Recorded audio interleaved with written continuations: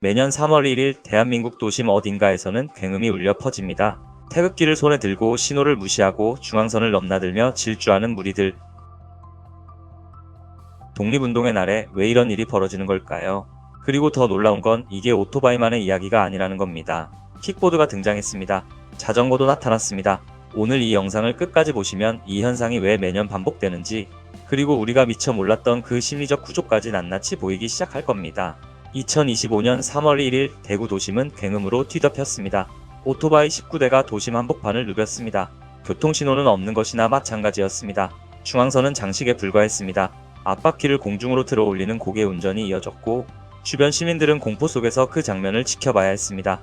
그런데 이게 단 하루의 이야기가 아닙니다. 지난해 3.1절 폭주족 단속 건수는 총 744건이었습니다. 2024년 대비 약 40%가 증가한 숫자입니다. 그리고 다른 국경일과 비교하면 더 충격적입니다. 3.1절 단속 건수는 한글날보다 무려 13배 많았습니다. 2024년에는 주요 기념일 전체 단속 건수 중 30% 가까이를 3.1절 하루가 차지했습니다. 왜 하필 3.1절일까요? 이 질문이 오늘 이야기의 핵심입니다. 잠깐 그 전에 2022년으로 돌아가 보겠습니다. 그해 3.1절 새벽 대구 도로에 전혀 다른 종류의 폭주족이 나타났습니다. 승용차와 오토바이 150여 대가 도로를 점령했습니다. 그런데 이들의 속도는 시속 20km였습니다. 빠른 게 아니라 느렸습니다. 일부러 느리게 달리며 도로 전체를 막아버린 겁니다. 이른바 거북이 폭주족이었습니다. 더 놀라운 건 이들의 관계였습니다. 서로 아는 사이가 아니었습니다. 소셜미디어에서 모였습니다. 온라인에서 약속을 잡고 처음 보는 사람들끼리 150대를 모아 도심을 마비시킨 겁니다. 이 장면이 지금 우리에게 말해주는 게 있습니다. 폭주족은 더 이상 특정 집단의 문제가 아닙니다. 온라인으로 연결되고 익명으로 모이고 순식간에 조직되는 구조로 바뀌었습니다. 그런데 여기서 끝이 아닙니다. 더 놀라운 변화가 있습니다. 이제는 오토바이도 자동차도 아닌 것들이 등장했습니다. 2024년 서울에서 충격적인 예고가 올라왔습니다. 공유 킥보드와 자전거를 타고 집결하겠다는 선언이었습니다. 이른바 자전거 폭주연합 가명으로 처리합니다. 이라는 이름으로 온라인 계정이 만들어졌고, 서울 특정 장소에 모이겠다는 공지가 퍼졌습니다. 운영자는 10대 남학생이었습니다. 경찰이 수사에 나섰고 결국 붙잡혔습니다. 하지만 이 사건은 우리에게 중요한 신호를 보냈습니다. 폭주행위가 면허도 엔진도 필요 없는 영역으로까지 번지고 있다는 것, 그리고 그 주축이 점점 어려지고 있다는 것. 지난달 부산에서 난폭 운전으로 붙잡힌 폭주족 14명 중 20대 리더를 제외한 나머지는 모두 미성년자였습니다. 왜 이런 일이 반복되는 걸까요? 처벌이 무섭지 않은 걸까요? 전문가들은 다른 곳에서 원인을 찾습니다. 범죄심리학 전문가 김교수 가명입니다. 는 이렇게 분석했습니다. 집단이 형성되면 어느 정도 익명성이 포장되고 공격성이 더욱 강화되는 경향이 있다고요. 쉽게 말하면 이렇습니다. 혼자서는 절대 못할 일을 무리 속에 있으면 할 수 있게 됩니다. 죄책감이 집단 전체로 분산되고 처벌에 대한 두려움도 희석됩니다. 그 안에서 공격성이 분출되고 내면의 스트레스가 해소된다는 겁니다. 그래서 더 위험합니다. 개인의 도덕적 판단이 마비된 상태에서 집단의 흥분이 행동을 밀어붙이기 때문입니다. 그리고 그 흥분을 유발하는 날로 3.1절이 선택된 데도 이유가 있습니다.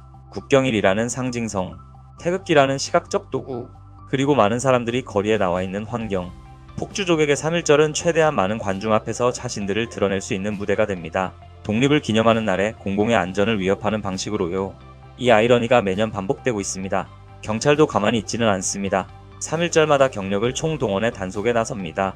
공동위험행위, 난폭운전, 소음 유발, 급차선 변경 등을 집중 단속합니다. 올해부터는 불법 개조 행위에 대해 운전자뿐 아니라 차량을 불법으로 개조해준 업자까지 법적 책임을 묻겠다고 밝혔습니다. 그런데 단속 현장에서는 여전히 어려움이 있습니다. 경찰 관계자의 말을 들어보면 이렇습니다. 골목을 통해 단속을 빠져나가기도 한다고요. 도망가다 사고가 날 수 있기 때문에 무리하지 않은 선에서 단속하고 카메라로 영상을 확보하기도 한다고 했습니다. 즉 현장에서 모두를 잡는 건 현실적으로 쉽지 않다는 뜻입니다. 그래서 전문가들은 사후 단속만큼이나 사전 억제가 중요하다고 말합니다. 폭주족 커뮤니티를 중심으로 경찰이 적극적으로 처벌 내용을 알리고 참여하면 어떤 결과를 받게 되는지를 미리 각인시켜야 한다는 겁니다. 여기서 한 가지 반전이 있습니다. 폭주 행위가 줄어든 시기가 있었습니다. 경찰의 대대적인 단속이 이어지면서 수백 명씩 집결하는 대규모 폭주는 실제로 줄어들었습니다. 하지만 코로나19 이후 양상이 달라졌습니다. 대규모 집단 대신 소규모 분산형으로 바뀐 겁니다. 찾기 더 어렵고 예측하기 더 어렵고 도심 곳곳에서 동시에 나타납니다. 단속 방식이 바뀌어야 하는 이유가 여기 있습니다. 그리고 또 하나, 이 폭주족 문제를 단순히 일부 불량배들의 일탈로 보는 시각도 다시 생각해봐야 합니다. 운영자가 10대였고 구성원 대부분이 미성년자였습니다. 이들이 왜 이 방식으로 스트레스를 풀고 있는지, 왜 이 집단에 끌리는지를 들여다보지 않으면 근본적인 해결은 어렵습니다. 처벌만으로는 부족할 수 있다는 겁니다. 마지막으로 한 가지 질문을 드리겠습니다. 여러분은 3월 1일 거리에서 폭주족을 직접 마주친 적이 있으신가요? 굉음을 들은 적이 있으신가요? 아찔한 순간을 경험한 적이 있으신가요? 매년 반복되는 이 장면이 왜 아직도 멈추지 않는지, 그리고 우리 사회가 여기에 어떻게 대응해야 하는지 여러분의 생각을 댓글로 남겨주세요. 이 문제에 관심을 갖는 사람이 많아질수록 변화는 가까워집니다.